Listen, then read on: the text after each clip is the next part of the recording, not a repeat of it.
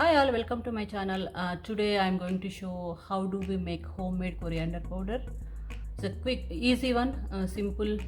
We just need a few ingredients to this, and see, it's fine smooth powder. So for this we need coriander seeds and little bit cloves and cinnamon sticks. Take a thick bottom pan, and heat that.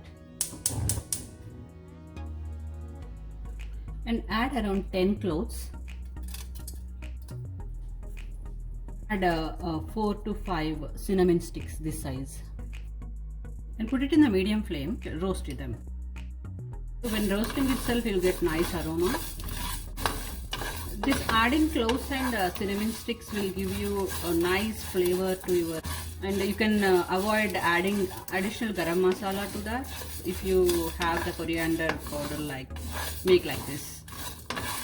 So this is one way of making coriander powder. And I think these are done actually, so I'm turning it off. The color should like this, and let it cool. Once it is cool, then we can blend it. Spices are a little bit cool. It's ready to blend it. So blend it to fine powder. Take it to the dry container. So this is how I store it. I made around 6 cups of coriander seeds, and I made to the powder. Close it. Take to the dry container and close the lid, and you can put it in the dry place anywhere, and you can use on daily basis into the curries. And most of you will do the same process. Those who don't know, please try it. This is how I make my coriander powder. Try it and add your comments. How did you like it? This for me, this will come up to 6 months. I just use it a little bit, like a half teaspoon or 1 teaspoon, depends on the curry quantity. I use in almost every curry.